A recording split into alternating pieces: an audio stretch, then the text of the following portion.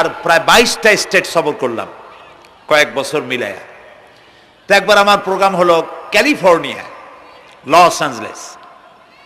এখানে আমার 3 দিন প্রোগ্রাম। তারা একটা দিন আমাকে রাখলো সাইট সিন দেখার জন্য। আমাকে নিয়ে গেল লস অ্যাঞ্জেলেস থেকে সান দিয়েগো। সান দিয়েগো হচ্ছে প্যাসিফিক ওশানের পাশে। এইখানে আছে সি ওয়ার্ল্ড, অর্থাৎ সমুদ্রের মধ্যে যা কিছু আছে তা তারা সেখানে উঠায় রাখছে। বিশাল জায়গা, দেখতে অন্তত 4 দিন লাগে পুরা এলাকা দেখতে। তা আমার হাতে সময় 5 ঘন্টা, 5 ঘন্টা আমাকে দেখতে হবে। আমি বললাম গুরুত্বপূর্ণ জিনিসগুলি আমারে দেখাও। তো নিয়ে গেল। এই আপনাদের মাঠটা যত বড়, এরকম একটা বড় পুকুর, সেই পুকুরের মাঝখানে আছে একটা ওয়াল, আর ঠিক মাঝখানে আছে একটা মঞ্চ, আর 10,000 লোক বসতে পারে এরকম একটা গ্যালারি। ওরকম একটা গ্যালারিতে আমাকে বসালো টিকিট কাটায়া। ওখানে মাছের খেলা দেখানো হবে। যারা খেলা দেখাবে তারা হাতে তুড়ি দিল, সঙ্গে সঙ্গে 2টি মাছ ওই পাশ থেকে তারা ভিতরে বড় গেট আছে, সেই গেট দিয়ে এপারে চলে আসলো। আমি লক্ষ্য করলাম খেলা যারা দেখাবে তাদের মুখের কথা, বাঁশির আওয়াজ, হাতের ইঙ্গিত মাছে বোঝে। মাছটার বুকটা সাদা, একদম সাদা, আর পেছনের দিকটা কালো। যখন উঁচু হয় তখন মনে হয় কোনো সৌদি প্রিন্স হবে। কালো কাপড় গায়ে দেয় সাদা জামার উপরে, ঠিক ওরকম মনে হয়। তো যারা খেলা দেখাবে তারা এভাবে হাতে তালি দিল, মাছেও তার 2টি পাখা নিয়ে হাতে তালি দিল, ওয়েলকাম করলো দর্শকদেরকে। অনেকগুলি খেলা দেখালো এই মাছ। এক একটা খেলা দেখাইয়া যখন স্টেজের সামনে গিয়া মাছ হা করে, তখন বড় বড় বালতির ভিতরে ছোট ছোট মাছ আছে, এই মাছগুলি 2-3 বালতি তার মুখের মধ্যে ঢুকায় দেয়।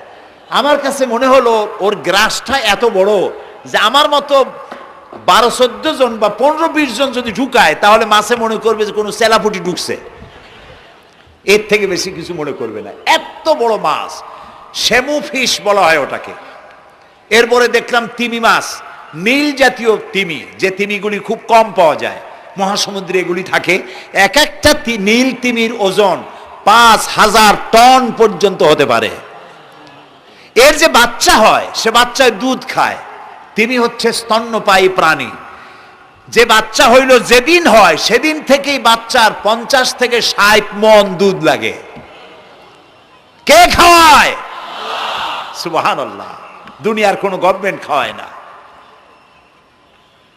দুনিয়ায় স্থলভাগে পিঁপড়া থেকে শুরু করে হাতি পর্যন্ত, ছোট্ট চেলা পোকা থেকে শুরু করে সাপ, বড় বড় পাইথন পর্যন্ত, টোনাটুনি পাখি থেকে শুরু করে ঈগল পর্যন্ত, নদীর ভিতরে চেলাপুটি থেকে শুরু করে তিমি মাছ পর্যন্ত অসংখ্য প্রাণী সকাল বেলায় খালি পেটে জঙ্গল থেকে, গর্তের মধ্য থেকে, বাসা থেকে, পানির মধ্য থেকে যার যার আস্তানা ছেড়ে আহারের অনুসন্ধানে শত সহস্র কোটি প্রাণী সব যার যার ক্ষুধার পেট নিয়ে বেরিয়ে যায়। আল্লাহ রাব্বুল আলামিন বলেন, সন্ধ্যা হতে না হতে সবগুলির পেট ভরাইয়া যার যার বাসায় আমি ভিড়াইয়া দেই। ইন্নাল্লাহা হুয়ার রাজ্জাকু যুল কুওয়াতিল মাতিন। খেতে দেওয়ার মালিক কে? সেই আল্লাহর এই গুণকে, এই গুণাবলীকে বিশ্বাস করতে হবে। খেতে দেওয়ার মালিক তিনি কেবলমাত্র। সন্তান হয় না, দেওয়ার মালিক কে? বলেন জোরে। হাসাবার মালিক কে? কাঁদাবার মালিক কে?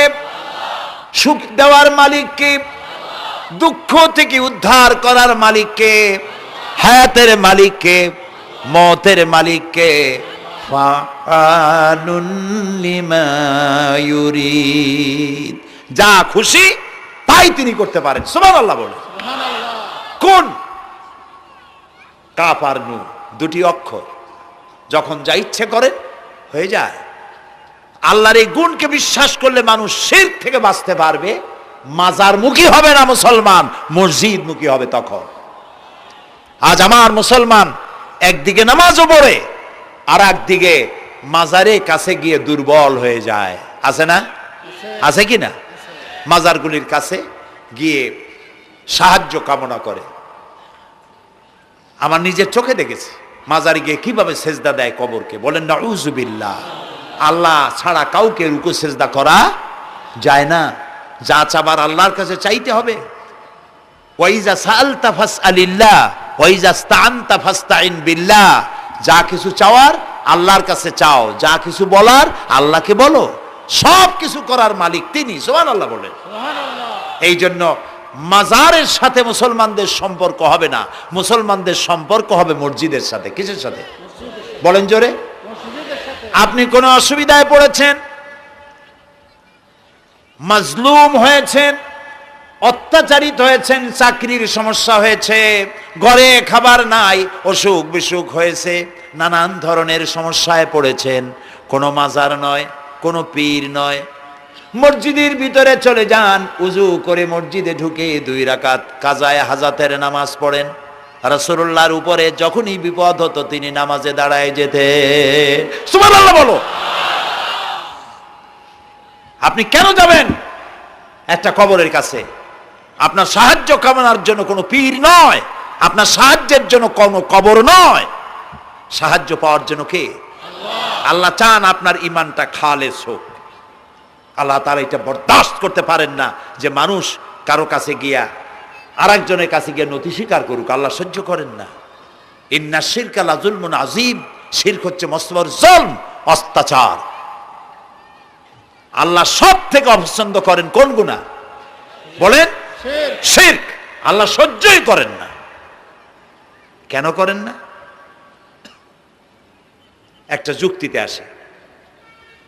যারা বিবাহ করেছেন তাদের স্ত্রী যদি স্বামীর সাথে যে ধরনের হাসি খুশি প্রেমের আদান প্রদান করে, স্বামী ছাড়া যদি আরেকজন পুরুষের সাথে এরকমের ভাব বিনিময় করে, ফোনে কথা বলে, প্রেম করে, খুব সুন্দর করে ভালোবাসা দিয়ে যদি চিঠি লেখে অন্য পুরুষের কাছে, অথবা প্রেম নিবেদন করে, তাহলে স্বামীদের অবস্থা কেমন হবে বলেন? এইটার জবাব দিতে যদি দেরি হয় তো খুবই কুলক্ষণ। হ্যাঁ, ভয়ানক হবে, ভয়ানক হয়ে যাবে। নিজের চরিত্র যতই যা হোক, বউর চরিত্র ভালো চাই। আচ্ছা বলেন তো, স্ত্রী আপনার সঙ্গে যেভাবে প্রেমের হাসি হাসে, প্রেম নিবেদন করে, ওই রকম আরেকটা পুরুষের কাছে সাথে করলে আপনার সহ্য হয় না কেন? আপনি স্ত্রীর উপরে আপনার অধিকারটা কতখানি, কি জন্যে?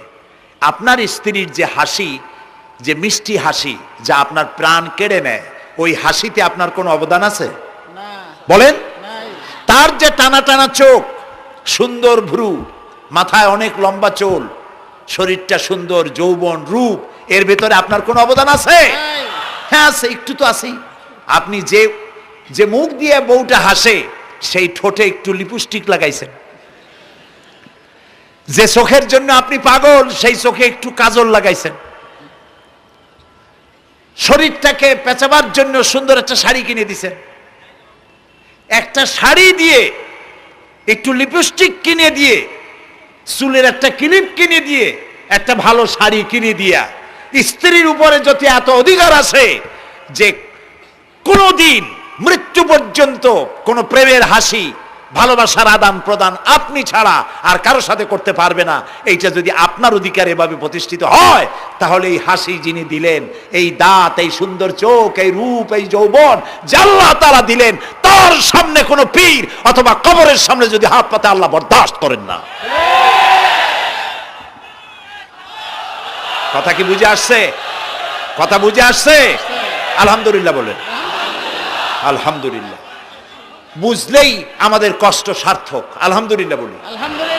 আমরা যেন আল্লাহরে চিনতে পারি, বুঝতে পারি। আমার বিশ্বাস করুন, কোরআন আমার সামনে, আল্লাহর কসম, কোন জীবিত পীর, কোন মৃত্যু পীর আমার ভাগ্যের ভালো বা মন্দ করার কোন অধিকার রাখে না, রাখে না, রাখে না। কোন পীর ফু দিয়ে আমার ভাগ্যকে ভালো বানাই দিতে পারবে না, পারবে না, এবং আমার একটা চুলও বাঁকাও করতে পারবে না। খাইরিহি ওয়া শাররিহি মিনাল্লাহি তাআলা। আমার ভালো আমার মন্দ করার একমাত্র মালিক কে? আল্লাহ। এক আঙ্গুল আকাশের দিকে উঁচু করে চিৎকার দিয়ে বলুন কে?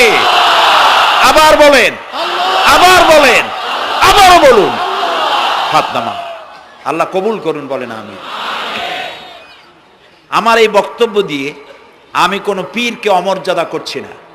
পীর সাহেবদের কাছে পীর কোনো শরীয়তের শব্দ নয়। কোরআন এবং হাদিসে কোথাও পীর বলে কোনো শব্দ নাই। এটি ফার্সি শব্দ। এই শব্দের অর্থ হলো বৃদ্ধ। তো পীর যদি বৃদ্ধ হয় ভালো কথা, তিনি যদি আলেম হন আরো ভালো কথা। কিন্তু বাপ পীর ছিল, উনিও সেই সুবাদে পীর। ইলেম নাই, তোনার নিজের কাছেই তো টর্চ নাই। আপনাকে অন্ধকারে উনিও ম্যানহোলের মধ্যে পড়বে, আপনারে নিয়ে পড়বে। আলেম হইতে হবে, পীর যদি হয় আলেম হইতে হবে, এক নম্বর কথা। দুই নম্বর কথা হলো তিনি ব্যবসায়ী হবেন না। ধর্মের নামে তিনি ব্যবসা করবেন না।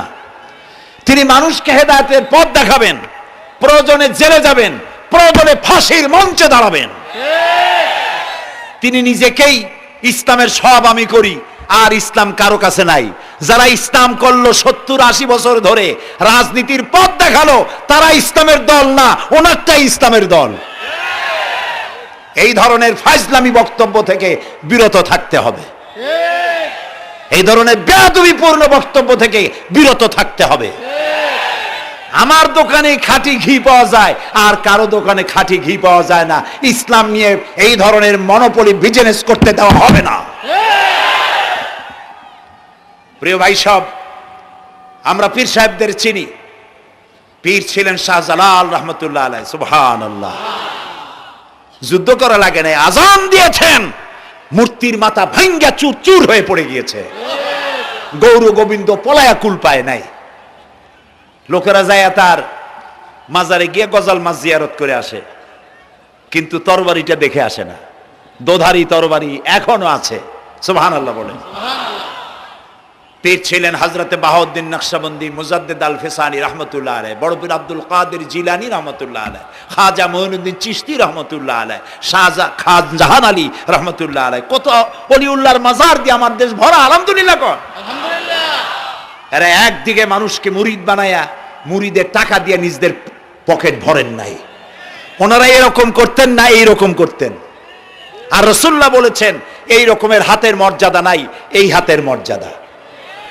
আমি পীর দেখছিলাম, বাইতুল শরফের পীর হযরত শাহ আব্দুল জব্বার সাহেব, আল্লাহ তাআলা জান্নাতুল ফেরদাউসের মেহমান বানায়নি।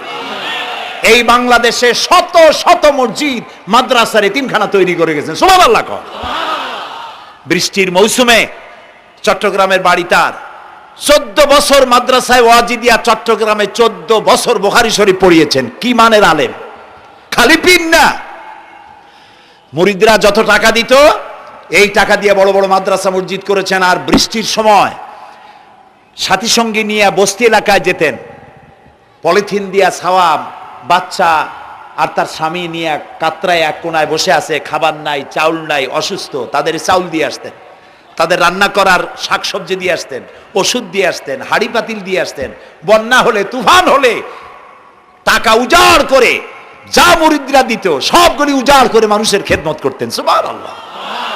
কাজেই যারা জামায় অনেকগুলো পকেট সমানে নিতে থাকে আর ভরতে থাকে এইভাবে করে, এই ব্যবসায়ীদেরকে পরিত্যাগ করতে হবে। পীর হচ্ছে ওই সমস্ত লোক যারা নাকি ধর্মের নামে ব্যবসা করে না, বরং আল্লাহর দ্বীনকে প্রতিষ্ঠা করার জন্য কথা বলে। প্রিয় ভাই সব, আমাদের জেহেন সাফ করতে হবে, পরিষ্কার করে বুঝতে হবে আমার ভালো আমার মন্দ কে করতে পারেন? আল্লাহ। সম্রাট শাহজাহান নাম শুনেছেন? কোথার বাদশা বলেন? দিল্লির সম্রাট। সম্রাট শাহজাহান,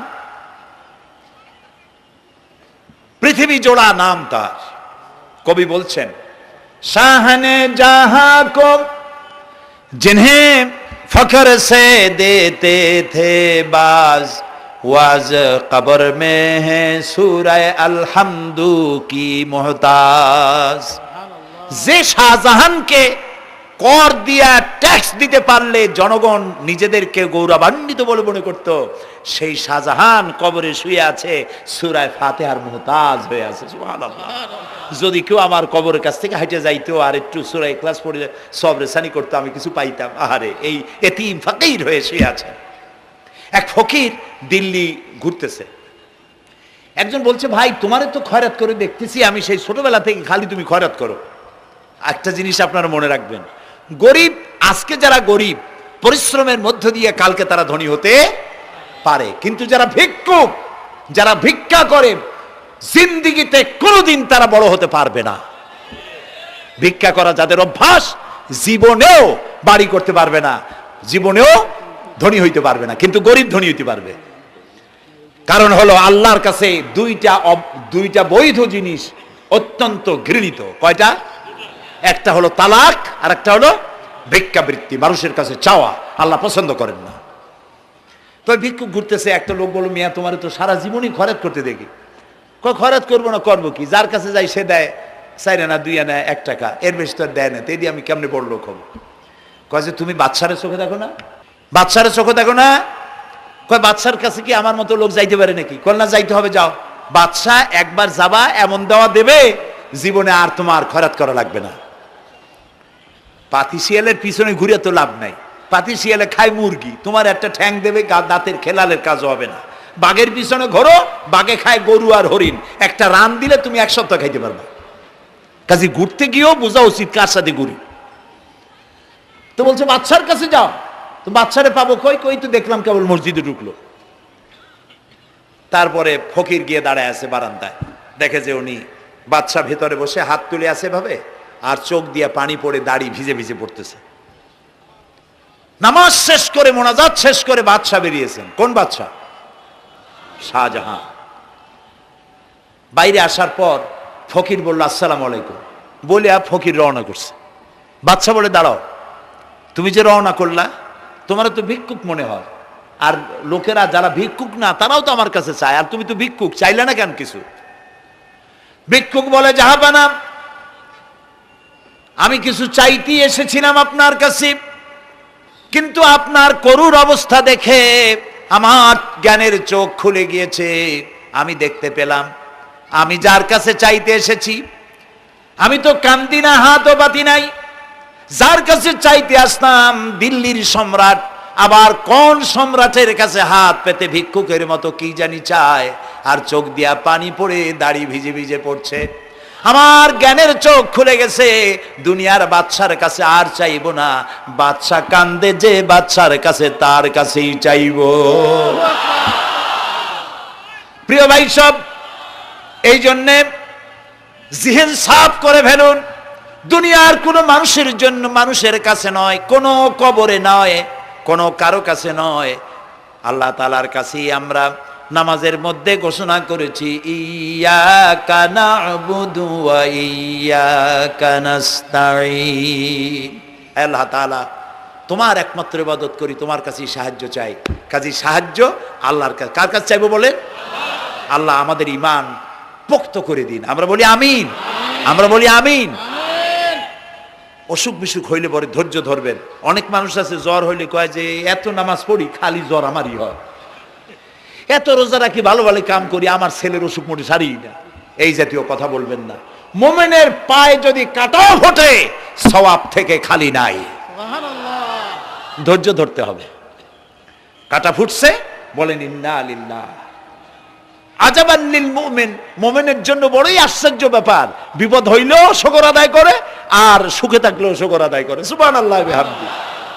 বিপদ আসলে সে বলে ইন্না লিল্লাহি, বলেন ইন্না লিল্লাহি ওয়া ইন্না ইলাইহি রাজিউন। আর যখন শান্তি আসে বলে আলহামদুলিল্লাহ। দুই অবস্থায় তার জন্য নিয়ামত আল্লাহর তরফ থেকে সে পায়, আলহামদুলিল্লাহ।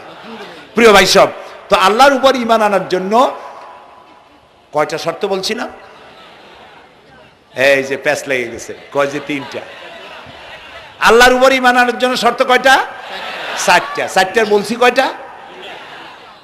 2টা। আরেকটা হচ্ছে আল্লাহর কুদরত, এ বিশ্বাস করা। আল্লাহর কুদরত মানে শক্তি। আল্লাহর কিছু বিশ্বাস করবেন বলেন জোরে? শক্তি। আকাশ এবং জমিনে শক্তিশালী কে? কিন্তু আমার দেশের জনগণ, কিছু কিছু রাজনীতিবিদরা বলে জনগণই নাকি সকল ক্ষমতার সকল শক্তির উৎস। কি পাগল! তুমি ক্ষমতার উৎস? নাকের মধ্যে ময়লা, দাঁতে ছাতা, পেটের মধ্যে দুর্গন্ধ ভরা, ক্ষমতার উৎস? আশ্চর্য কথা। এই যে ক্ষমতার উৎস, হাজার হাজার লোক এখানে বসা, দুইটা ভাউয়া ব্যাংক যদি দুই কোণা দিয়ে ঢোকে, ভাউয়া ব্যাংক চেনেন? বিগ সাইজের ব্যাংক, দুইটা যদি দুই দিক দিয়ে ঢোকে লাফাইতে লাফাইতে, সামনে যারা আছে এমনি লাফাবে। অন্তত টঙ্গী তামিরুল মিল্লাত মাদ্রাসা ছাড়াইয়া তারপরে ফিরে তাকায় বলবে, ভাই আমরা দৌড়াই কেন? ব্যাংকের সামনে অসহায়, বল্লা ভীমরুলের সামনে অসহায়, সাপের সামনে, বিচ্ছুর সামনে অসহায়, তারা কয় সকল ক্ষমতার উৎস জনগণ। কপাল পোড়া! ক্ষমতার উৎস জনগণ নয়। এটা কোরআনের সাথে কন্ট্রাডিকশন হয়। এ কথায় আল্লাহ বলেছেন, আন্নাল কুওয়াতা লিল্লাহি জামিয়া। সকল ক্ষমতার উৎস কে? আল্লাহ। চিল্লায় বলো আল্লাহ। ক্ষমতা কি দেখছেন? মাত্র 1.5 মিনিট। কয় মিনিট? মাত্র 1.5 মিনিট। আল্লাহ বলেছেন কোন? সাথে সাথে তামিলনাড়ু, মালয়েশিয়া, ইন্দোনেশিয়া, থাইল্যান্ড, মালদ্বীপ, শ্রীলঙ্কা, 2 লক্ষ লোক শেষ, 1 লক্ষের খোঁজ নাই। সমুদ্রের পানি 33 ফিট উঁচু হয়ে এসছে। সুবহানাল্লাহ কই ইচ্ছে করে না? বিজ্ঞানীরা বলেছেন ভারত মহাসাগরের তলদেশে ফাটল ধরেছে, ওর কয়েক কিলোমিটার নিচে ভূমিকম্পের উৎপত্তি হয়েছে। ভারত মহাসাগরের পানি 3 হাত না 4 হাত? কত কিলোমিটার আল্লাহই জানে। এই কয়েক কিলোমিটার নিচে যে মাটি, সেই মাটিরও কয়েক কিলোমিটার নিচে ভূমিকম্পের উৎপত্তি। এখান থেকে ভূমির কম্পন হয়েছে, সেই ভূমিকম্পে সমস্ত মহাসাগরের মধ্যে, ভারত মহাসাগরের মধ্যে জলকম্পন শুরু হয়েছে। পানির কম্পন, মাটির কম্পন একসাথে। 33 ফিট উঁচা, মানে 4 তলা বিল্ডিং এর মতো উঁচু হয়ে আসছে পানি। 4 তলা পরিমাণ উঁচু হয়ে পানি চলে আসছে। বাড়ি গাড়ি সব কিছু খড় কুটার ন্যায় সব উড়িয়ে দিয়েছে। এগুলোরে কপাল পোড়া নাস্তিক যেগুলি, তারা বলে প্রাকৃতিক দুর্যোগ। ওর বাপের মাথা। আচ্ছা, প্রাকৃতিক দুর্যোগ, প্রকৃতি কি? কোন জন্তুর নাম? প্রকৃতি কোন জন্তু জানোয়ারের নাম? প্রকৃতি নিজে চলে না কেউ তাকে চালায়? কে চালায়? কপাল পোড়ারা তা বোঝে না। বিশ্ববিদ্যালয়ের শিক্ষক হয়েছে তো, আল্লাহ দিয়ে আসি কোথায়? তবে সব খারাপ না, ভালো আছে আলহামদুলিল্লাহ। কিছু আছে কপাল পোড়া। বিশেষ করে শান্তিনিকেতনে যারা পড়াশোনা করে আসে, সাহিত্য চর্চা করে, এই সাহিত্য চর্চা করতে করতে এক পর্যায়ে কপাল পুড়ে যায়। আল্লাহরে চিনতে পারে না, সব চেনে আল্লাহরে চেনে না। আল্লাহ এখন চিনাইতেছে ভালো করে। প্রিয় ভাই সব, কওমে আদ, কওমে সামুদ, এগুলিকে আল্লাহ তারা ধ্বংস করেছেন। কিয়ামতের আগে এই যে 7টা আকাশ, এই আকাশ সম্পর্কে অবিশ্বাসীরা তারা বলেছে আকাশ বলতে কিছুই নেই, এটা নাকি অনেক দূরে, তাই নীলা নীলে দেখা যায়। কি কপাল পোড়া চিন্তা করেন, নীলা নীলা দেখা যায়। এই আকাশ মহাশূন্য। এই আকাশগুলিকে, আকাশ কয়টা? কয়টা স্তর? 7টা। এগুলি কাতাইয়ে সিজিল্লিল কুতুব। কোরআনে কারিমে আল্লাহ তাআলা বলেছেন কিতাবের পৃষ্ঠার মতো কিয়ামতের আগে একটার পর একটা ঠাস ঠাস করে পড়বে, ভেঙে চুরে চুরমার হয়ে যাবে। ওয়াইদাল বিহারু ফুজ্জিরাত, আল্লাহ তাআলা বলছেন ইদাস সামাউ ফাতারাত ওয়াইদাল কাওয়াকিবু ইনতাসারাত ওয়াইদাল বিহারু ফুজ্জিরাত। আকাশের তারকাসমূহ বিক্ষিপ্ত হয়ে পড়বে। অসংখ্য তারকারাজি, বিশাল বিশাল তারকা বিক্ষিপ্ত হয়ে পড়বে। চন্দ্র সূর্য একটার সাথে আরেকটা ধাক্কা লেগে চাঁদ আর সূর্য আলো হারিয়ে ফেলবে, একাকার হয়ে যাবে। পাহাড়গুলো উঁচু করে আল্লাহ তাআলা জমিনের উপরে আছাড় মারবেন, কাল ইহনিল মানফুস, তুলার মতো উড়ে চলে যাবে। সুবহানাল্লাহ বলবা না? কত বড় শক্তি আল্লাহ পাকের। ওয়াইদাল বিহারু ফুজ্জিরাত, সমুদ্র সমূহ বিদীর্ণ হয়ে যাবে। সমুদ্রে যত পানি আছে সমস্ত পানিগুলি নিঃশোষিত হয়ে যাবে মাটির তলায় এবং সেখানে অগ্নুৎপত্তি হবে। কোরআনে কারীম আল্লাহ বলে দিয়েছেন গোটা সমুদ্রগুলিতে আগুন জ্বলতে থাকবে। এগুলি কিয়ামতের আলামত। আল্লাহ পাকের অফুরন্ত মেহেরবানি। এই যে কানের কাছ দিয়া গুলিটা চলে গেছে, কানে লাগে নাই, বাড়ির কাছ থেকে কিয়ামত হয়ে গেল, বাংলাদেশে আল্লাহ বাঁচাই দিলেন। সুবহানাল্লাহ বলো, আলহামদুলিল্লাহ বলেন। আমাদের প্রতিবেশী দেশগুলিতে যেভাবে আঘাত লাগছে, ওর 1000 ভাগের 1 ভাগের আঘাত কয়েক সেকেন্ড যদি বাংলাদেশে হতো, আমাদের সব অপরিকল্পিত শহর, রাজুক পারমিশন দিয়েছে 3 তলার, করা হয়েছে 7 তলা। এইভাবে অপরিকল্পিত যত বিল্ডিং আছে এগুলি পচা সিমেন্ট দিয়ে, পচা ইট দিয়ে তৈরি করা হয়েছে। 2-3 সেকেন্ডের ভূমিকম্প যথেষ্ট এই শহর লণ্ডভণ্ড করে দেওয়ার। অসংখ্য মানুষ মারা যাবে, অসংখ্য বাড়িঘর শেষ হয়ে যাবে। এদেরকে রেস্কিউ করার মতো মডার্ন ইকুইপমেন্টসও গভর্নমেন্টের কাছে নাই। এই জন্য আল্লাহর কাছে সেজদা দিয়া গুনার তওবা করতে হবে, আল্লাহ আমাদের মাফ করে দাও, আমার এই গরিব দেশটাকে কিয়ামত পর্যন্ত এই গজব থেকে বাঁচাও। প্রিয় ভাই সব, আল্লাহ তাআলার ক্ষমতার ওয়াজ আমি আজ করতে পারবো না, অনেক লম্বা হয়ে যাবে। কারণ আমাকে 3টা পুঁজির কথা তো কমসে কম বলতেই হবে, অল্প করে হলেও। শুনবেন তো? আল্লাহ তৌফিক দিক, বলেন আমিন। তো আল্লাহ তাআলার ক্ষমতায় বিশ্বাস করা, তার প্রচন্ড ক্ষমতা, যা খুশি তাই বলেন করতে পারেন। মরাকে জিন্দাকে মারতে পারেন, মরুভূমিতে ফুল ফুটাতে পারেন। সুবহানাল্লাহ, যা খুশি তাই করতে পারেন। এই শক্তি সহকারে আল্লাহকে বিশ্বাস করতে হবে।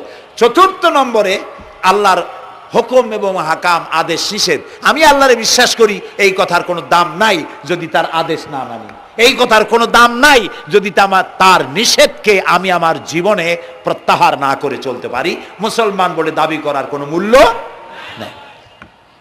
একদিকে নামাজ পড়ি, আর একদিকে ওজনে কম দেয়, খাদ্যে ভেজাল দেয়, বেপরদা করি, মিথ্যা কথা বলা হয়, ওজনে কম দেয়, খাদ্যে ভেজাল দেয়, জমিনের আইল ঠালে আমানতের খেয়ানত করে, আল্লাহর হুকুম মানা হলো না, রসুলের আদেশ মানা হলো না। আল্লাহর উপর ঈমান আনার জন্য 4র্থ শর্ত হচ্ছে আল্লাহ যা বলেছেন মাথা নত করে মেনে নিতে হবে, বলতে হবে সামি'না ওয়া আতা'না। বলেন সামি'না ওয়া আতা'না, শুনলাম আর মেনে নিলাম। বলেন তো জোরে, শুনলাম আর মেনে নিলাম। সুবহানাল্লাহ বলেন।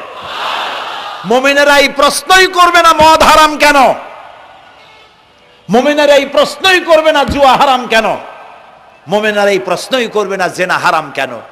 একটাই জবাব, মদ হারাম কেন? আল্লাহ হারাম করেছেন তাই হারাম। জেনা হারাম কেন? আমার আল্লাহ হারাম করেছেন তাই হারাম। জুয়া হারাম কেন? আমার আল্লাহ হারাম করেছেন তাই হারাম। কোনো যুক্তি নাই। যুক্তির, আল্লাহর নিষিদ্ধ জিনিসে যুক্তি তালাশ করে কেবলমাত্র শয়তান। আল্লাহর আদেশ নিষেধের যুক্তি তালাশ করে কে? শয়তান। মুমিনের কাজ হলো সামি'না, বলেন, ওয়া আতা'না, শুনলাম আর মানলাম, বাস, শেষ কথা, খালাস। এই গেল 4টি শর্ত পুরো হয়ে গেল। এই 4টি শর্ত যদি পূরণ করতে পারি তাহলে আল্লাহরে বিশ্বাস করছি এটা প্রমাণিত হবে, এটা জাস্টিফাই হবে, এটা সত্যতা প্রমাণ হবে যদি আল্লাহর হুকুম মতো। 1 নম্বরে হলো, আমি আবার কথাটা প্যাকেট করে দিই যাতে করে আপনারা বাড়ি নিয়ে যাইতে পারেন। আল্লাহর উপরে ঈমান এনেছি, এই কথাটাকে কমপ্লিট করার জন্য শর্ত কয়টা? 4টা। 1 নম্বরে আল্লাহর অস্তিত্বে বিশ্বাস, বলেন আল্লাহর অস্তিত্বে বিশ্বাস। 2 নম্বরে আল্লাহর গুণাবলীতে বিশ্বাস। 3 নম্বরে আল্লাহর ক্ষমতায় বিশ্বাস। 4 নম্বরে আল্লাহর আদেশ এবং নিষেধে বিশ্বাস, মান্য করে চলা। আল্লাহ যেন এই তৌফিক আমাদের দেয়, বলেন আমিন। আল্লাহ রাব্বুল আলামিন দুনিয়ায় শান্তি, আখিরাতে জাহান্নাম থেকে মুক্তি দেওয়ার জন্য আল্লাহ পাক আমাদেরকে একটা ব্যবসার কথা বলেছেন। ওই ব্যবসায় পুঁজি কয়টা? বলেন। 3টা পুঁজি। বলছি কয়টা? দেখেন যে কেমনি প্যাঁচ লাগে। বলছি মাত্র একটা, সে একটা ডাল বাইর করছি 4টা। এবার আসেন মূল পয়েন্টে। এবার দ্বিতীয় পয়েন্ট, রসুলের প্রতি ঈমান। আমরা তো রসুলের প্রতি ঈমান আনছি কিনা বলেন? রসুলের প্রতি ঈমান এনেছি। আমাদের এই ঈমান যথেষ্ট নয়, কারণ আমাদের ঈমান হলো রবিউল আউয়াল মাসে ঈমান তাজা হয়, ঠিক না? ঠিক না? রবিউল আউয়াল মাস যখন আসি, ব্যানারটা নাই, শামিয়ানাটা নাই, রাস্তাগুলিতে ফ্ল্যাগ লাগাই আর আলোকসজ্জা করি। মন্ত্রীরা আসেন, নেতারা আসেন, সিরাতুন নবী মাহফিলে দাঁড়ায় বলেন নবীর আদর্শ অনুসরণ করা ছাড়া উপায় নাই। অথচ ওনার পা থেকে শুরু করে মাথা পর্যন্ত নবীর আদর্শ নাই। আবার এই নেতা রামকৃষ্ণ মিশনে, রামকৃষ্ণ পরমহংসদেব তার মঞ্চে গিয়ে বলেন রামকৃষ্ণের নীতির ছাড়া বিকল্প কিছুই নেই। আবার গৌতম বুদ্ধের জন্মবার্ষিকী উদযাপনের জন্য সেখানে গিয়ে বলেন গৌতম বুদ্ধের অহিংস নীতি অনুসরণ করা ছাড়া জাতির যোগীনাথ হওয়ার আর কোনো পথ নাই। যেখানে যায় সেই জায়গার বুলি ধরে। রবিউল আউয়াল মাস আসতে বলেন, আলোকসজ্জা করে ইয়া নবী সালামু আলাইকা, ইয়া রাসূল সালামু আলাইকা। এরপরে গরম গরম জিলাপি রাসূলুল্লাহকে বুঝায় দেওয়া হলো, হে রাসূল আপনি তাকিয়ে দেখেন কত মহব্বত আপনারে করি, আপনার মহব্বতের জন্য আমাদের শহরের কোনো মিষ্টির দোকানে আর মিষ্টি নাই, সব আমরা খাইয়া শেষ করছি। এই হলো মহব্বত। এই মহব্বতে এই ঈমানে কাজ হবে না। এই ঈমানে বলেন কাজ হবে না। কোন ঈমানে কাজ হবে? রাসূলের প্রতি ঈমানের অর্থ কি? এর অর্থ হচ্ছে নবী করিম সাল্লাল্লাহু আলাইহি সাল্লাম আমাদের রাসূল, আমাদের নেতা। আমাদের রাসূল আমাদের নেতা, আমরা তার উম্মত, তার অনুসারী। অনুসারীর কাজ কি? নেতার পূর্ণাঙ্গ অনুসরণ করণ। রাসূলুল্লাহর আনুগত্য করতে হবে, এটা কে বলেছেন?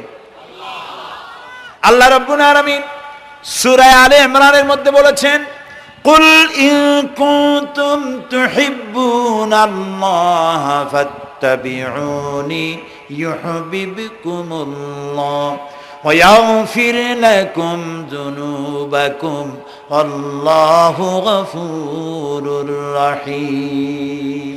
হে নবী আপনি বলুন, তোমরা যদি আল্লাহকে ভালোবাসো তাহলে তোমার কাজ হচ্ছে, তোমরা যদি আল্লাহকে ভালোবাসো তাহলে তোমরা আমার আনুগত্য করো, আমার অনুসরণ করো। কার? রাসূলের। বলেন কার? রাসূলের অনুসরণ যদি তোমরা করো, খেয়াল করে শুনতেছেন তো? আল্লাহ তাআলা বলছেন নবী আপনি বলেন, তোমরা যদি আল্লাহকে ভালোবাসো, তোমাদের এই দাবি যদি সত্য হয়, তাহলে আমার অনুসরণ করো, আমার আনুগত্য করো। আমার অনুসরণ, আমার আনুগত্য করলে পরে তোমাদেরকে আল্লাহ রাব্বুল আলামিন ভালোবাসবেন এবং তোমাদের তামাম জিন্দেগির সমস্ত গুনাহ খাতা আল্লাহ তাআলা মাফ করে দিবে। আমরা কি গুনাহ মাফ করাইতে চাই? বলেন চাই? আসুন রাসূলের আনুগত্য করুন। রাসূলের আনুগত্য কিরকম? রাসূল যেভাবে মোস কাটছে আমরা সেইভাবে মোস কাটবো। তিনি দাড়ি যেভাবে রাখছেন আমরা সেইভাবে রাখবো। তিনি চুল কাটছেন যেভাবে সেইভাবে করব। তিনি পায়ের নখ, হাতের নখ যেভাবে কাটছেন সেইভাবে করব। তিনি যেভাবে বিবাহ করেছেন সেই সুন্নত অনুযায়ী বিবাহ, তিনি যেভাবে দেশ চালাইছেন সেইভাবে দেশ চালাবো। রাসূলের অনুসরণের অর্থ শুধু এই নয় যে তিনি যেভাবে সুরমা লাগাইছেন আমি ওইরকম সুরমা দেব, তিনি যেভাবে কদু খাইছে আমিও কদু খাবো, এইটা নয়। এটা নয়, শুধু রাসূলের আনুগত্য হবে মুরগির ফার্ম থেকে শুরু করে জাতিসংঘ পর্যন্ত, জীবনের সব ক্ষেত্রে। আর বিশ্বাস করতে হবে তিনি শেষ নবী, তারপরে আর কোন নবী আসবে না। আল্লাহ রাব্বুল আলামিন সূরা আহজাবের মধ্যে বলেছেন, মা কানা মুহাম্মাদুন আবা আহাদিম মির রিজালিকুম ওয়ালাকির রাসূলুল্লাহি ওয়া খাতামান নাবিয়্যিন। মুহাম্মদ সাল্লাল্লাহু আলাইহি ওয়াসাল্লাম তোমাদের কোন পুরুষদের পিতা নন, তিনি আল্লাহর রাসূল এবং তাকে দিয়ে নবুয়তের মিশনকে খতম করে দেওয়া, কমপ্লিট করে দেওয়া হয়েছে। আর কোন নবী, রাসূলুল্লাহ বলেছেন লা নাবিয়্যা বাদি ওয়ালা রাসূল, আমার পরে আর কোন নবী আসবে না, রাসূল আসবে না। কথা বুঝে আসছে? আল্লাহর নবীর পরে আর কোন নবী হবে না। আল্লাহর নবী বলেছেন, একটি ইমারত তৈরি করে তার ভিতরে একটা ইট যদি খালি থাকে, একটি ইটের জায়গা যদি শূন্য থাকে, তাহলে সকলের চোখে ধরা পড়বে। ওই ইটখানা দিলে পরে বিল্ডিংটা কমপ্লিট হয়ে যায়। নবুয়তির যে ইমারত আল্লাহ তৈরি করেছিলেন, ওর ভিতরে একটা ইটের অভাব ছিল। আল্লাহ পাক আমাকে দিয়ে সেই শূন্য জায়গা পূরণ করে দিয়ে নবুয়তের মিশনকে কমপ্লিট করে দিয়েছেন। রাসূলুল্লাহ বলেছেন, আমার পরে আর কেউ নবী হবে না। পৃথিবীর সব মুসলমানদের আকীদা, মুহাম্মদ সাল্লাল্লাহু আলাইহি ওয়াসাল্লামের পরে যদি কেউ নবুয়তের দাবি করে সে কাফির, হাজার বার কাফের। তাকে যারা নবী মানবে তারাও। রাসূলুল্লাহ বলেছেন, আমার পরে 30 জন মিথ্যেবাদী নবুয়তের দাবি করবে। তার মধ্যে একজন তো দাবি করছে রসুলের জীবদ্দশায়, একটা ছিল মেয়ে লোক আর একটা ছিল পুরুষ। পুরুষটার নাম ছিল মুসাইলামা কাযযাব, নামই ছিল কাযযাব। কাযযাব মানে মিথ্যাবাদী। দেখছেন অবস্থা, নামই মিথ্যাবাদী। উম্মতেরা কইল যে আপনি তো একজন নবী, আমরা সৌভাগ্য আর দুর্ভাগ্য হোক আপনারা নবী বলে মানলাম। মুহাম্মদ সাল্লাল্লাহু আলাইহি ওয়াসাল্লামের কাছে প্রায় জিবরাইল আসে আর ওহী আনে, আর আপনি আমাদের কোনো ওহী দিতে পারলেন না পর্যন্ত। কয় যে কেবল না নবী হইলাম, অপেক্ষা করো, ওহী আসবেন। বেশ কিছুদিন যাওয়ার পর খুব চিন্তা ভাবনা করে কয় যে ওহী একটা আসছে। উম্মতেরা সব দৌড়ে আসছে, কি ওহী? কয় যে এইমাত্র শেষ রাত্রে জিবরাইল আসছিল, আইসে আমারে কয়ে গেল, একটা সূরা নাজিল করলো। সূরাটা কি? ইন্না আতাইনাকাল আকাক ফাসাল্লি লিরাব্বিকা ওয়াজআক ইন্না শানিয়াকা হুয়াল আবলাক। উম্মতেরা কয় সর্বনাশ, এই সূরা পড়তে গেলে তো আমরা কাইসা মরে যাব। এর অর্থ তো খুব বিকায়দা। কি সূরা নাজিল হইল আপনার উপরে? ইন্না আতাইনাকাল আকাক মানে আমি তোমাকে হুতুম পেশা দান করেছি, সুতরাং তুমি তোমার প্রভুর উদ্দেশ্যে নামাজ পড়ো আর চিৎকার মারো, কারণ তোমার শত্রুরা সাদা এবং কালো বর্ণের। আমরা তো আগামাথা কিছু বুঝলাম না, কি ওই? আচ্ছা ঠিক আছে, পয়গম্বর মুহাম্মদ সাল্লাল্লাহু আলাইহি সাল্লামকে তার উম্মতেরা নিয়ে যায় তাদের বাগানে, মাঝে মধ্যে নিয়ে যায়। নিলে পরে যে কুয়ায় পানি থাকে না, শূন্য কুয়া পানিতে ভরে যায়। যে গাছতলা দিয়ে তিনি হেঁটে যান, যে খেজুর গাছে খেজুর নাই, সেই গাছতলা দিয়ে রাসূল হেঁটে গেলেন, গাছে ফল ধরে যায়। আপনি তো এরকম কিছু দেখাইতে পারেন না। কয় তোমরা তো আমার নেও না, চলো না যাই। নিয়ে গেছে, যাইয়া দেখে যে কুয়ার পাড় দিয়ে যায়, যে কুয়ায় পানি থাকে তা থাকে না, শুকায় যায়। যে গাছ তলায় দিয়ে যায়, ওই গাছে খোরমা থাকলে সাথে সাথে খড়গুলো ঝরে যায়। উম্মতের কয় কি একটা কপাল পড়ো নবী পাইলাম বাগে। আল্লাহ তারে শেষ করছে দুনিয়া থেকে, জাহান্নামে চলে গেছে। সেই মহিলাটাও গেছে, সেও গেছে। রাসূলুল্লাহ বলেছেন এইরকম 30 জন মিথ্যাবাদী নবুয়তের দাবি করবে কিয়ামতের আগ পর্যন্ত। গোলাম আহমদ কাদিয়ানী, এ হলো ইতিহাসে আমরা যদ্দ পাই, তার পর্যন্ত 28 জন হয়েছে। মুহাম্মদ সাল্লাল্লাহু আলাইহি সাল্লামের ইন্তেকালের পর ওকে নিয়ে হয়েছে 28 জন। কয়জন হইল? বাকি আছে কয়জন? তাই বলে কিয়ামত যে এই 2 জন হইলি আগামী বছর বা 5-6 বছরের মধ্যে কিয়ামত হবে, ওইটা চিন্তা করেন না। এই পৃথিবীতে একটা লোক আল্লাহ শব্দ উচ্চারণ করার যদি থাকে, কিয়ামত সে পর্যন্ত হবে না। সুবহানাল্লাহ। সুতরাং বহুত দেরি আছে কিয়ামতে। তবে ওর মতো আরো শয়তান 2 জন আসবে। গোলাম আহমদ কাদিয়ানী বলল, আমি পয়গম্বর, আমি নবী, আমার উপরে ওহী আসে। তো তার সঙ্গে ওই যুগের বড় আলেম মাওলানা আতাউল্লাহ শাহ বুখারী রহমতুল্লাহ আলাইহি, তিনি বললেন, আচ্ছা তুমি যে নবুয়তের দাবি করো, এই শক্তি তুমি পাও কই? কয় যে আমার শক্তি তো কোরআন, কোরআনের মধ্যেই আছে আমার কথা। কোথায়? কয় সূরা সফের মধ্যে আছে, ইয়াতি মিন বাদি ইসমুহু আহমদ। ঈসা আলাইহিস সালাম আমার ব্যাপারে ফোরকাস্ট করেছেন, ভবিষ্যৎবাণী দিয়েছেন যে আমার পরে একজন আসবে, তার নাম হবে আহমদ। আমি তো সেই আহমদ।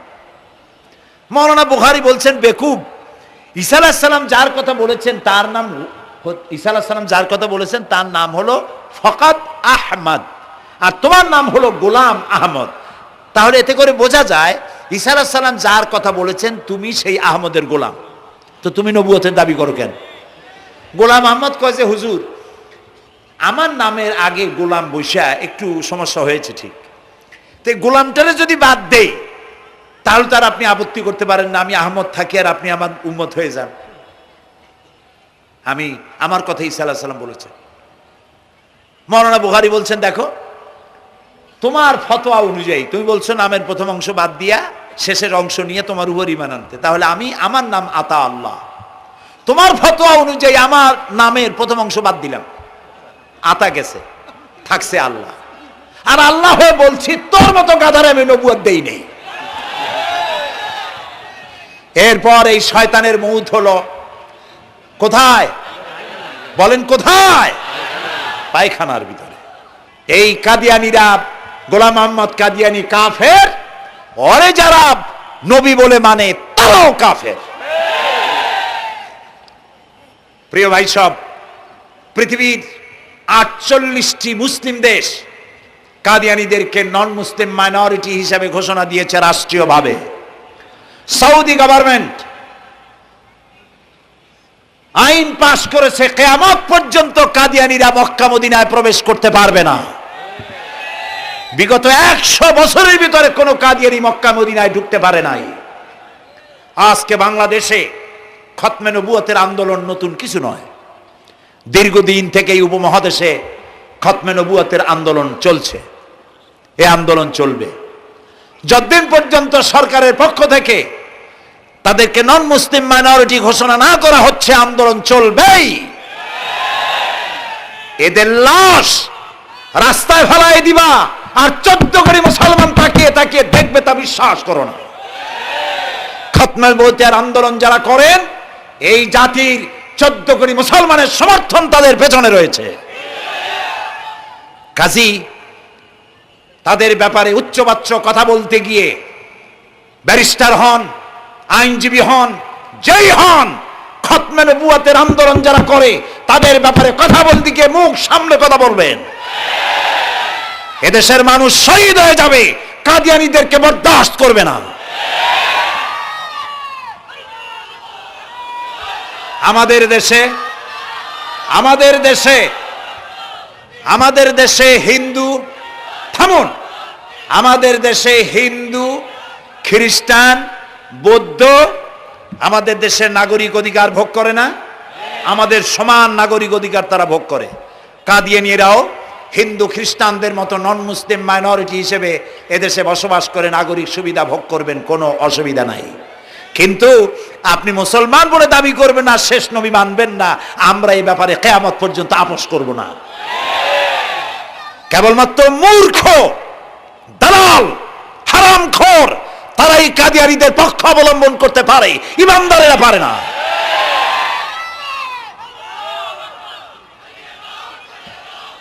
কাদিয়ানীরা যে সব মসজিদ তৈরি করে, এগুলি মসজিদ নয়, এগুলি উপাসনালয়। হিন্দুদের মন্দিরকে যেভাবে আমরা সম্মান করি, ওদের উপাসনালয়কেও সম্মান করি। কিন্তু কাদিয়ানীরা যতদিন মুসলমান নামের পরিচয় দিতে থাকবেন, আমরা আমাদের অধিকার আদায়ের জন্য সুশৃঙ্খলভাবে গণতান্ত্রিক পদ্ধতিতে আমরা এই অধিকার আদায়ের চেষ্টা করব। খতমে নবুয়তের আন্দোলন কোনো রাজনৈতিক আন্দোলন নয়, এটি আমাদের ইমানের আন্দোলন। যারা আন্দোলন করতেছেন তারা আমাদের ফরজে কিফায়ার দায়িত্ব পালন করছেন। প্রিয় ভাই সব, রাসূলের প্রতি ঈমান আনতে হলে এরকম ঈমান আনতে হবে, তারপরে আর কোনো নবী আসবে না। তারপরে কথা হলো তাকে অনুসরণ করতে হবে পায়ের নখকাটা থেকে শুরু করে মাথার চুল পর্যন্ত, জীবনের সব ক্ষেত্রে রাসূলের অনুসরণ করতে হবে। তিনি সেনাপতি ছিলেন, শ্রমিক ছিলেন, পিতা ছিলেন, নানা ছিলেন, স্বামী ছিলেন, ঠিক না? তিনি রাষ্ট্রপ্রধানও ছিলেন। আজকে যারা ধর্ম আর রাজনীতি আলাদা করেন তারা মুনাফিক, মুসলমান নয়, তারা কি? মুনাফিক। এই জন্য আমাদেরকে মনে রাখতে হবে নবী করিম সাল্লাল্লাহু আলাইহি সাল্লাম রাষ্ট্র পরিচালনা করেছেন। যারা ধর্ম আর রাজনীতি আলাদা করেন তারা মুসলমান হিসাবে আল্লাহর কাছে পরিচিত হতে পারবেন না। প্রিয় ভাই সব, নবীজি মক্কা থেকে মদিনা এলেন, মদিনায় এসে রাষ্ট্রপ্রধানের দায়িত্ব পালন করলেন। আজ তিনি রাষ্ট্রপ্রধান, কোরআন হলো সংবিধান, কোরআনের আইন চালু করে দিলেন। চুরি বন্ধ হলো, ডাকাতি বন্ধ হলো, জেনা ব্যভিচার বন্ধ হয়ে গেল, মানুষ দরজা খুলে ঘুমাবার সুযোগ পেল। সুবহানাল্লাহ, সুবহানাল্লাহ। নবী করিম সাল্লাল্লাহু আলাইহি ওয়াসাল্লাম একটি সুন্দর সুখী সমাজ পৃথিবীতে চালু করে গেলেন। আজ আমাদের ভাগ্য যদি খুলতে হয়, রাসূলের অনুসরণ করি আমাদেরকে রাষ্ট্র পরিচালনা করতে হবে। ইসলাম সন্ত্রাসকে প্রশ্রয় দেয় না, ঠিক না ভাই? আমাদেরকে যারা সন্ত্রাসী বলে, ওরাই তো সন্ত্রাসের দাদা, ওরা সন্ত্রাসের জন্মদাতা। আমাদেরকে সন্ত্রাসী বলো? আমি আমেরিকায় বক্তব্য করেছি, লন্ডনে বক্তব্য করেছি, আমি তাদেরকে বলছি তোমরা আমাদেরকে সন্ত্রাসী বলো, আমাদের দেশে যাইয়া দেখো, তোমাদের এখানে সমস্ত সুপার মার্কেটগুলি সব বন্ধ হয়ে যায় বেলা 4টায়, কোনো মার্কেট খোলা থাকে না। কেন খোলো না? তোমরা সিকিউরিটি দিতে পারবে না বলে খোলো না। চুরি হবে, ডাকাতি হবে, লুটপাট হবে, এই জন্য বিকেলেই সব বন্ধ হয়ে যায়, রাতে কোনো দোকান খোলা থাকে না। তো যাও তো আমাদের দেশে, আমাদের তো সন্ত্রাসী বলো, গরিব দেশ। আমাদের দেশের বাবুরহাটে, নরসিংদীর কাছে বাবুরহাট, যেটাকে এই দেশের ম্যানচেস্টার বলা হয়, সারা রাত কোটি কোটি শত কোটি টাকার কাপড় চোপড় বেচা কিনা হয়, পুলিশের গন্ধ খুঁজে পাওয়া যায় না, সারা রাত বেচা কিনা হয়। গ্রামের বাজারগুলি যায় দেখেন, আমাদের দেশে যশোরে, খুলনায়, উত্তরবঙ্গে রাত 2টা 2:30 পর্যন্ত বেচা কিনা হয়, ঠিক না? এই যে আমাদের দেশে আল্লাহর মেহেরবানি, এবারে যে ঈদের সময় ঈদ আর পূজা একসাথে হইল, মুসলমান মেয়েরা, হিন্দু মেয়েরা সোনা দানা গলায় পরিয়া, হাতে পরিয়া, তারপরে বাজারঘাট ঈদের কেনাকাটা, পূজার কেনাকাটা করছে, কোনো অসুবিধা হয় নাই, ঠিক না? আল্লাহর মেহেরবানি, র্যাবে জি যা করার করছে। মক্কা শরীফে, মদিনা শরীফে দেখলাম লোকেরা হাত তুলে, বাংলাদেশি লোকেরা ওখানে যারা আছে, র্যাবের জন্য দোয়া করছে, আল্লাহ র্যাবের প্রতি তুমি রহমত নাজিল করো, আল্লাহ রহম করুন কনা। আমি দেশের যতটা অসুবিধা হয়েছিল তার থেকে অনেক গুণ জ্ঞান হয়ে গেছে, আলহামদুলিল্লাহ, আলহামদুলিল্লাহ। প্রিয় ভাই সব, এই যে আল্লাহ রাব্বুল আলামিন মুসলমানদেরকে পৃথিবীর মধ্যে সব থেকে বেশি শান্তি প্রিয় করেছেন, কোন আলহামদুলিল্লাহ। তোমরা আমার মক্কা যাইয়া দেখো, মক্কা মদিনায় যাইয়া দেখো, আমাদের কেউ সন্ত্রাসী? মক্কা মদিনায় লক্ষ লক্ষ মানুষ এই যে সব চলে গেছে, এখন কোথায় গেছে? সারা পৃথিবী থেকে মানুষের এখন ছুটছে ছুটছে, পৌঁছে গেছে, আর পথে আছে, প্লেনে আছে, নদীতে আছে, গাড়িতে আছে। সুবহানাল্লাহ, লক্ষ লক্ষ মানুষ চলে গেছে, সবার একই ড্রেস, একই গন্তব্য, একই স্লোগান, লাব্বাইক আল্লাহুম্মা লাব্বাইক। সব মানুষ চলে গেল। আমি 96-তে যখন পার্লামেন্টে আসলাম, প্রথম পার্লামেন্টে এক বক্তৃতার ভেতরে আমি বলেছিলাম যে আমাদের দেশে নেতা নেত্রীরা ওমরা করে, হজ করে। আচ্ছা, আপনারা যাইয়া দেখেন কি, করেন কি, আনেন কি? যাইয়া একটু তোয়াব করিয়া আসার সময় আতর আর পাথর, সুরমার খুরমা পকেট ভরে নিয়ে আসেন, কিন্তু চোখে দেখেন না। আল্লাহ তাআলা বলছেন, আওয়ালাম ইয়ারাউ আন্না জাআলনা হারামান আমিনান, তোমরা কি দেখতে পাও না আমার এই হারামকে আমি কিভাবে নিরাপত্তার শহর বানিয়েছি? সুবহানাল্লাহ। রাত 2:30-3টার সময় চাঁদের মতো সুন্দরী যুবতী মেয়ে, একাকিনী, কোনো পুরুষ সঙ্গী ছাড়া, নিজের ডেরা, নিজের তাবু ফেলে কাবা শরীফের ভিতরে এসে গেল, লক্ষ লক্ষ পুরুষের মধ্য দিয়ে আল্লাহর ঘর তওয়াফ করলো, তাহাজ্জুদের নামাজ আদায় করলো, এরপরে দোয়া দুরুদ করে, কান্নাকাটি করে, মেয়ে লোকটি একাকী লক্ষ লক্ষ মানুষের মধ্য দিয়ে নিজের ঘরে ফিরে গেল। কোন পুরুষের একবার তার চেহারার দিকে নজর পড়েছে তো দ্বিতীয়বার তার রূপ উপভোগ করার মতো সাহস কারো মনের মধ্যে জাগে না। হাজার বছরের ইতিহাস, মক্কা থেকে, মদিনা থেকে, আরাফাত থেকে, মুজদালিফা থেকে, মিনা থেকে একটা নারী লাঞ্ছিতা হয়েছে, ধর্ষিতা হয়েছে, অপমানিতা হয়েছে, এর ইতিহাস নয়। প্রিয় ভাই সব, প্রসঙ্গক্রমে এই টঙ্গী লক্ষ লক্ষ লোকেদের সমাবেশ হয়, আলহামদুলিল্লাহ বলে। হতেই পারে তাবলিগি জামাতের ভাইয়েরা এখানে উপস্থিত হন, সারা দেশ থেকে, বিভিন্ন দেশ থেকেও লোকজন আসে, এক জায়গায় বসে আল্লাহ বিল্লাহ করে, মোনাজাত করে। এটা মনে আসতো তাই বলতেছি। কেউ কেউ এটাকে খুব বাড়াবাড়ি করেন। সে বাড়াবাড়িটা হলো, কেউ কেউ বলেন আরাফাতের পরেই দ্বিতীয় এই সমাবেশ। এই বেয়াদবি শব্দটাকে উচ্চারণ করবেন না আল্লাহর হস্তে। কোথায় টঙ্গী, কোথায় আরাফাত, আর কোথায় টঙ্গী? কি এর সাথে আপনি কি মিলান? আপনি বলুন এখানে লক্ষ লক্ষ লোক হয়েছে, আমরাও দেখতে পাচ্ছি লক্ষ লক্ষ লোক হয়, কিন্তু আপনি কেন দ্বিতীয় সমাবেশ বলেন? কেন আপনি আরাফাতের ময়দানের পরে এই কথা বলেন? মহাগুনাহ, মহা বেয়াদবি।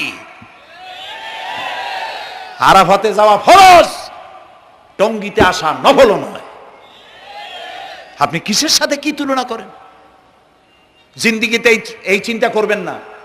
কিছু কিছু লোক আছে গ্রামের মধ্যে, অবশ্য কোনো আলেম, কোনো মুরব্বীরা এইসব কথা বলেন না। মূর্খ যারা, তারা এই ধরনের কথা ছড়াইছে গ্রামে। 3 বার টঙ্গীতে আসতে পারলে 1 হজের সওয়াব হয়। বলেন নাউজুবিল্লাহ। শুধু 3 বার না, কিয়ামত পর্যন্ত লোকের এখানে আসতে থাকলে আরাফাতের ময়দানে 1 সেকেন্ডের যে সওয়াব হবে তাও হবে না। আরাফাত হচ্ছে সেই ময়দান যেখানে আদম আলাইহিস সালাম থেকে শুরু করে মুহাম্মদ রাসূলুল্লাহ সাল্লাল্লাহু আলাইহি সাল্লাম পর্যন্ত সব নবীদের চোখের পানি শুকিয়েছে। পৃথিবীর কোটি কোটি মানুষ এখানে কাঁদছে। আর আল্লাহ রাসূল বলেছেন, আল হাজ্জুল মাবরুর লাইসা লাহুল জাযাউ ইল্লাল জান্নাহ। একটা কবুল হজের সওয়াব আল্লাহর কাছে বেহেশত দেওয়া ছাড়া আর কিছুই নেই। মান হাজ্জা লিল্লাহ ফালাম ইয়ারফুস ওয়ালাম ইয়াফসুক রাজাকা ইয়াউমিন ওয়ালাদাতহু উম্মুহু, রাওয়াহুল বুখারী। বুখারী শরীফের হাদিস। রাসূলুল্লাহ বলছেন, আরাফাতের ময়দান থেকে হাজিরা যখন বেরিয়ে যায় সন্ধ্যায়, মা যেমন নিষ্পাপ সন্তান প্রসব করে, আরাফাত থেকে হাজিরা তেমন নিষ্পাপ হয়ে বেরিয়ে যায়। আল্লাহর হস্তে আপনারা এই তুলনাটা কেউ করবেন না। বলবেন অনেক বড় সমাবেশ হয়েছে, লক্ষ লক্ষ লোক হয়েছে, বাস শেষ। এটা দ্বিতীয় সমাবেশ, আরাফাতের পরের এটা দ্বিতীয় স্থান অবলম্বন করেছে, এইসব বাজে কথা আর একদিনও বলবেন না। মহাবেয়াদবি যদি কেউ বলে থাকেন আস্তাগফিরুল্লাহ পড়ুন, পড়েন আস্তাগফিরুল্লাহ। আল্লাহ সবাইকে ক্ষমা করুন, বলুন আমিন। এখানে আসলে দোয়া কবুল হবেই, কোনো গ্যারান্টি নেই, কোনো গ্যারান্টি নাই। কিন্তু রাসূলুল্লাহ বলেছেন আরাফাতের ময়দানে দোয়া কবুল হয়। রাসূলুল্লাহ বলেছেন আল্লাহর ঘরের কাছে দাঁড়ায়া মুলতাজিমে দাঁড়ায়া এমন কোন দোয়া করি নাই যে আল্লাহ কবুল করেন নাই। কাজে এই সব চিন্তা করবেন না। প্রিয় ভাই সব, রসুলের প্রতি ঈমান আনতে হলে রসুলের জীবনকে জানতে হবে। রসুলের জীবন আমরা অনেকেই জানি না। বাংলা ভাষায় বহুত বইপত্র বেরিয়েছে রসুলের জীবনী সংক্রান্ত। মেহেরবানি করে কিনবেন এবং পড়বেন। রসুলের প্রতি ঈমানের অর্থ হলো রসুলুল্লাহর পা থেকে শুরু করে মাথা পর্যন্ত সবটা আমল করা এবং তাকে মোহাব্বত করা। রসুলকে কি করবো আমরা? কি মোহাম্মদ সে ওয়াফা তূনে তু হাম তেরে ये जहाँ चीज ही क्या लोह कलम तेरे हैं। মোহাম্মদ সাল্লাল্লাহু আলাইহি সাল্লামের সঙ্গে যদি তুমি মহব্বতের কানেকশন জুড়িয়ে দিতে পারো, তার অনুসরণ আর অনুকরণ যদি করতে পারো, আকাশ আর জমিন তো দূরের কথা, লোহ কলম পর্যন্ত আল্লাহ তোমার জন্য করে দেবে। নবী করিম সাল্লাল্লাহু আলাইহি সাল্লামের উপর ঈমান আনার অর্থ হলো তার অনুসরণ অনুকরণ করা। 3 নম্বরে ওয়াতুজাহিদুনা ফি সাবিলিল্লাহি বিআমওয়ালিকুম ওয়া আনফুসিকুম। আল্লাহর রাস্তায় লড়াই করো জান দিয়া আর মাল দিয়া। কি দিয়া কন্ত? জান দিয়া আর মাল দিয়া। আমরা কিন্তু বলি হুজুর আসি আপনার সাথে, আপনার পিছনে আসি, জানটা দিয়ে দেব। এই মানুষেরা খুব চালাক। আপনি জান দিলে তো মাল থেকে যাবে। আগে দেবেন কি? মাল, পরে দেবেন জান। মাল দিতে হবে, জান দিতে হবে আল্লাহর দ্বীন প্রতিষ্ঠার জন্য। রাসূলুল্লাহ জীবন দিয়ে, সাহাবায়ে কেরাম জীবন দিয়েছেন, রাসূলুল্লাহ রক্ত দিয়েছেন, দান মোবারক শহীদ হয়েছে। আমি দেখেছি ওহদের মাঠে, আমি ওহদে যখন সফর করেছি, আল্লাহ বহুবার নিয়েছেন আলহামদুলিল্লাহ। আমাকে সেখানকার একজন আলেম মদিনার, তিনি আমাকে নিয়ে গেলেন ওহদে বেশ কয়েক বছর আগে। ওহদে গিয়ে দেখলাম, আমাকে দেখালো যে নবী করিম সাল্লাল্লাহু আলাইহি সাল্লামের যেখানে দান শহীদ হয়ে গিয়েছিল, দাঁত মুবারক শহীদ হয়েছে, রাসূলুল্লাহ বেহুশ হয়ে পড়ে গেছিলেন। তাকে হযরতে আবু বকর, হযরত ওমর, হযরত ওসমান, এই 3 জনে উঁচু করে নিরাপদ জায়গায় নেওয়ার জন্য দৌড়াচ্ছিলেন।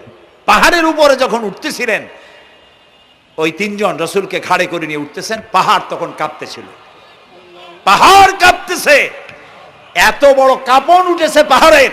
পাহাড় সেই এলাকা থেকে কাগজ কাটলে, কেচি দিয়ে কাগজ কাটলে যেমন রেজা রেজা হয়ে যায়, আমার নিজের চোখে আমি দেখলাম, তিনি আমাকে দেখালেন, এই সেই এলাকা যেখানে রসুলকে উঠানো হয়েছিল। পাহাড় আল্লাহর ভয়তে কাঁপতেছিল তরতর করে। সেই উঁচা জায়গা, একটা বিশ্রামের মতো জায়গা পাহাড়ের মধ্যে, সেইখানে তাকে নিয়ে যখন রসুলকে যখন শোয়ানো হচ্ছিল, পাহাড় কাঁপতেছে। নবী করিম সাল্লাল্লাহু আলাইহি সাল্লাম তখন বলছেন, উসবুতি ইয়া জিবাল, উসবুতি ইয়া জিবাল, ইন্নাকা আলাইয়া নবিয়ান ওয়াস সিদ্দিকিন ওয়াস শাহীদাইন। হে পাহাড়, উসবুতি ইয়া জিবাল, হে পাহাড় থেমে যা, তোর উপর আল্লাহর নবী, তোর উপরে সিদ্দিক আর দুইজন শহীদ দাঁড়িয়ে আছে, থেমে যা। পাহাড় থেমে গেল। সিদ্দিক হযরত আবু বকর, দুইজন শহীদ তোর উপরে, হযরতে ওমর, হযরতে উসমান রাদিয়াল্লাহু তাআলা আনহুমা। কবে শহীদ হবে রাসূলুল্লাহ আজকে বলতেছেন, তোর উপরে দুইজন শহীদ দাঁড়িয়ে আছে। এইভাবে কষ্ট করেছেন নবীজি, ক্ষুধায় কষ্ট করেছেন, যুদ্ধ করেছেন। তবে সেই যুদ্ধ আক্রমণাত্মক ছিল না, ডিফেন্সিভ ছিল। আক্রমণকে প্রতিহত করার জন্য তিনি লড়েছেন।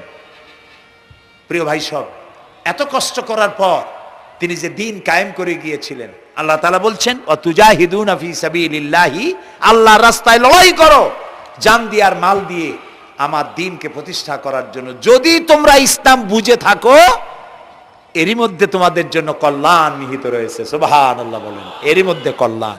সুতরাং শুধু টুপি মাথায় দিয়ে নামাজ পড়লেই হবে না, নামাজও পড়তে হবে, আল্লাহর হুকুম হাকাম মানতে হবে, রোজাও রাখতে হবে, হজও করতে হবে, যাকাতও দিতে হবে, স্ত্রীকে পর্দায় রাখতে হবে, আমলে আখলাকে, সিরাতে সুরাতে, চলনে বলনে, ব্যবসায় বাণিজ্যে, বক্তৃতায়, রাজনীতি, অর্থনীতি, সমাজনীতি, সব জায়গায় আল্লাহ এবং রসুলের পূর্ণাঙ্গ আনুগত্য করার নামই হলো মুসলমান হয়ে যাওয়া। সুবহানাল্লাহ।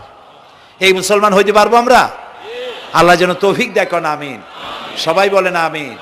আমি এখন আপনাদের নিয়ে মোনাজাত করব। মোনাজাতের আদব বসা, দাঁড়ানো ভাইয়ের একটু বসেন। এই যত মানুষ দাঁড়ায় আছেন, মেহেরবানি করে একটু বসেন। আমি কিন্তু একবারও বলিনি আপনারা বসেন।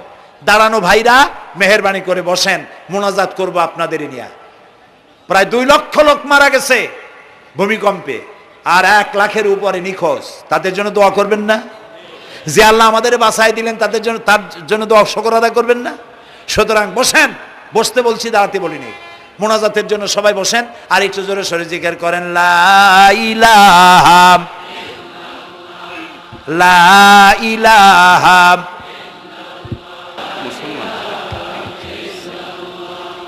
ঘামে শেষ হয়ে গেছে।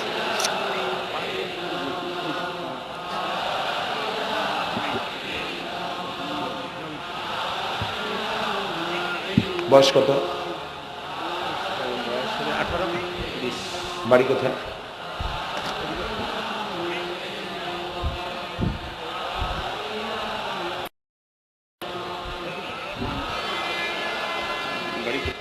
একটু জোরে, লা ইলাহা।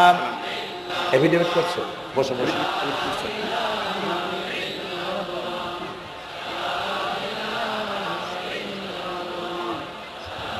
আচ্ছা, আমি তো মোনাজাতের কথা বলছি। মোনাজাত থুয়ে যদি কেউ হাঁটে, তো এটা একটা বড় বদকিসমতির ব্যাপার। এত মানুষ একসাথে আল্লাহর কাছে মোনাজাতের লোভ কিভাবে সামলান? কেমনে হাঁটেন? এক যুবক ইসলাম কবুল করার জন্য আসছে, টঙ্গিতেই থাকো।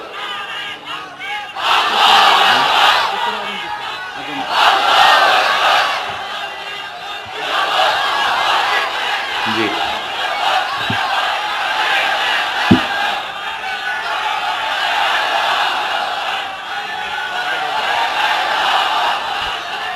এই ছেলেটি বাড়ি হলো বগুড়ায়, থাকে উত্তরায়। এই ছেলের বাপের নাম শ্রী সুধীর চন্দ্র সরকার, আর তার নাম হলো চঞ্চল কুমার সরকার। বর্তমান নাম পছন্দ করেছে বশির উদ্দিন। বলো লা ইলাহা লা ইলাহা ইল্লাল্লাহু ইল্লাল্লাহু মুহাম্মাদুর মুহাম্মাদুর রাসূলুল্লাহ। রাসূলুল্লাহ। আল্লাহ ছাড়া আল্লাহ ছাড়া কোনো ইলাহ নাই, কোনো ইলাহ নাই, মাবুদ নাই, মাহবুব নাই, উপাস্য নাই। উপাস্য নাই।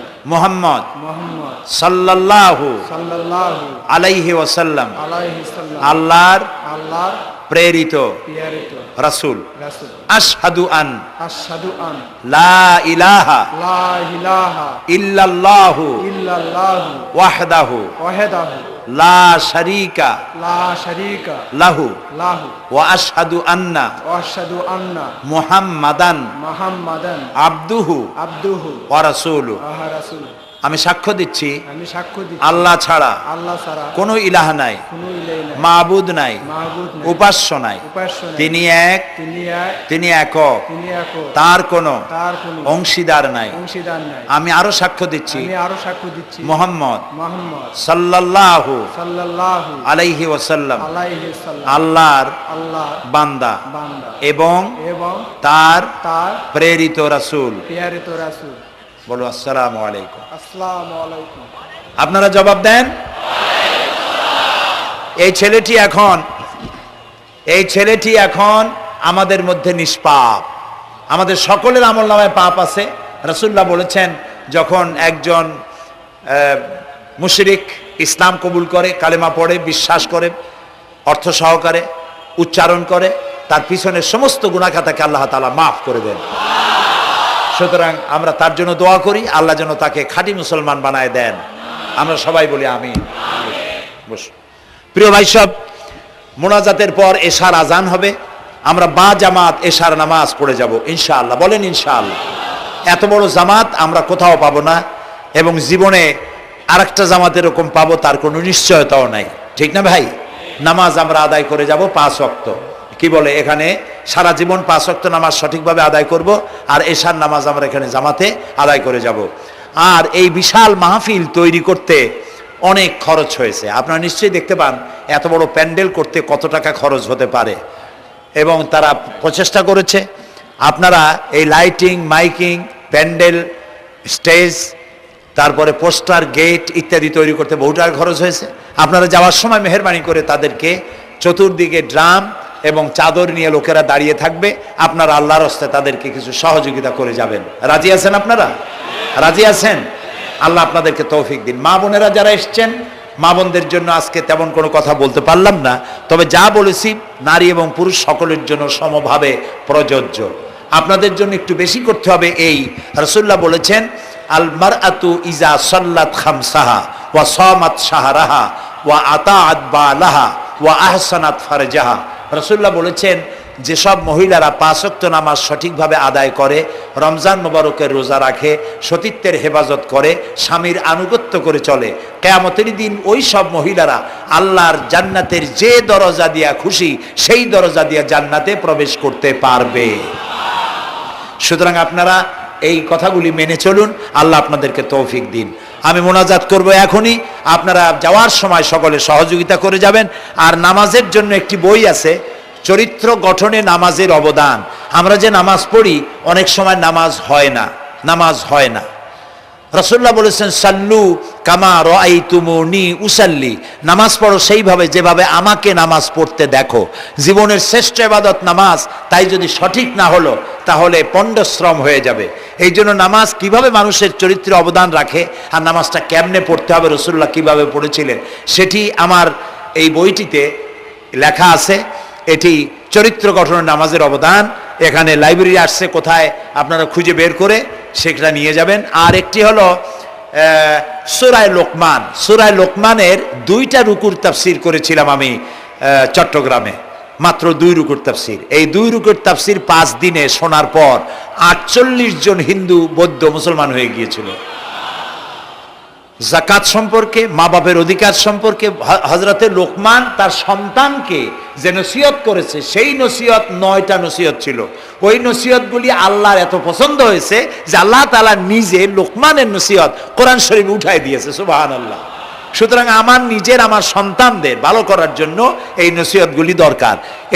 এটির নাম যারা ক্যাসেট থেকে উদ্ধার করেছে, নাম হলো তাফসিরে সাইদি লোকমান। এবার সূরায়ে লোকমান এ পর্যন্ত 4টা তাফসির বেরিয়েছে তাফসিরে সাইদি নামে, যেগুলি আমি তাফসির করেছি চট্টগ্রামে, সেগুলি এসব বই ওখানে পাওয়া যাবে। এই বইগুলি আপনারা লাইব্রেরি থেকে, এখানে মোবাইল লাইব্রেরি এসছে ঢাকা শহর থেকে, সন্ধান করে আপনারা নিয়ে যাবেন। আল্লাহ তাআলা আপনাদেরকে তৌফিক দান করুন।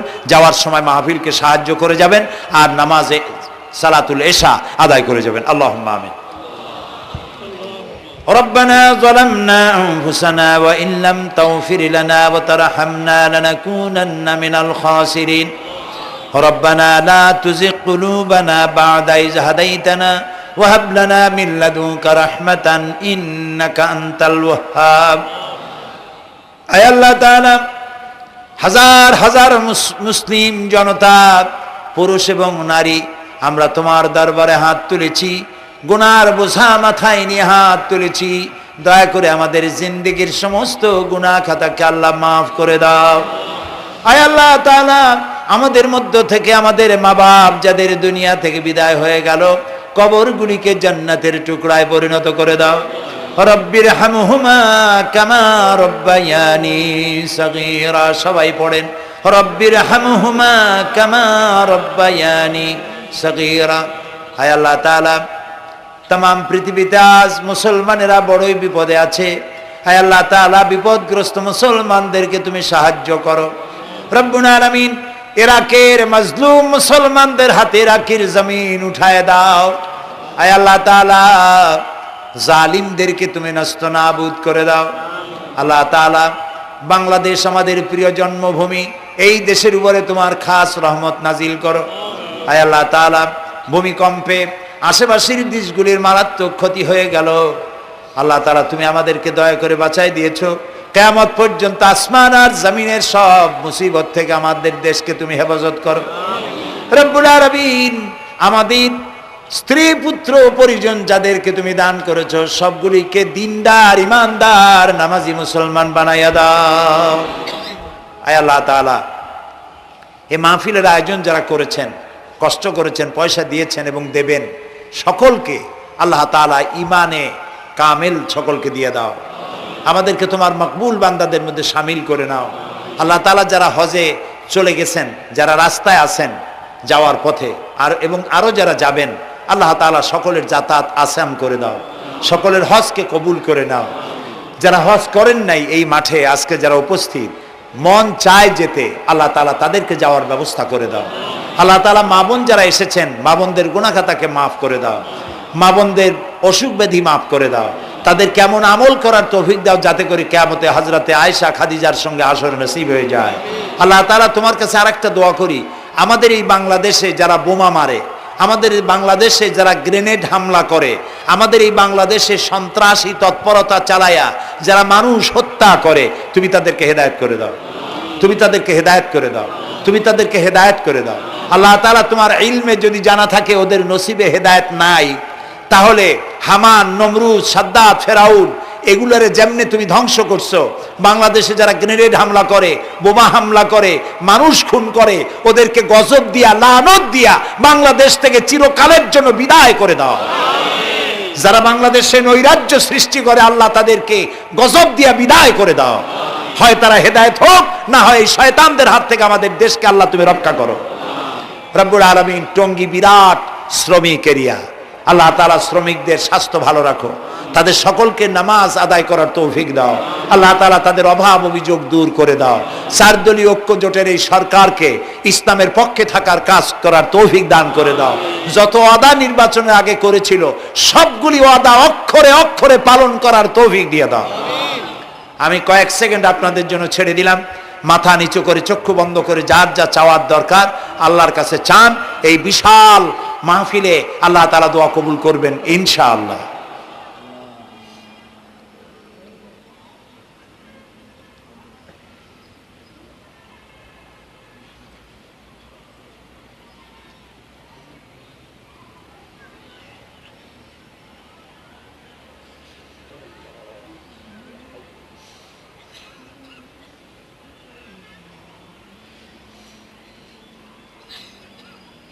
হায় আল্লাহ, তোমার আরশে আজিম থেকে তুমি দয়া করে তোমার রহমতের নজর দিয়ে টঙ্গীর এই মাঠের দিকে তাকাও।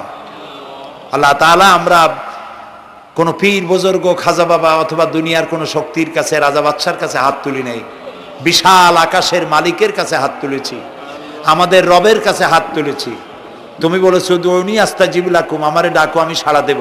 আল্লাহ তাআলা, আমরা ডাকতেছি, তুমি দয়া করে সাড়া দাও। আমরা ডাকতেছি, আমাদের ডাকের সাড়া দাও মাবুদ। আমাদের যাদের রোগ ব্যাধি আছে আল্লাহ দয়া করে শেফায়ে আজেলা দাও, শেফায়ে কামেলা দাও। আল্লাহ তোমার কাছে আর একটা বিনীত দোয়া করি, আল্লাহ তুমি আমাদের জন্মসূত্রে যেসব নিয়ামত আমাদের শরীরে দিয়েছো, নাক, কান, চোখ, হার্ট, কিডনি, চলৎ শক্তি, বলার শক্তি, আল্লাহ মৃত্যুর আগ পর্যন্ত শরীরের এসব নিয়ামতের একটাও ছিনায় নিও না বাবু। আল্লাহ তাআলা, তুমি আমাদের প্রতি দয়া করো, মেহেরবান হও।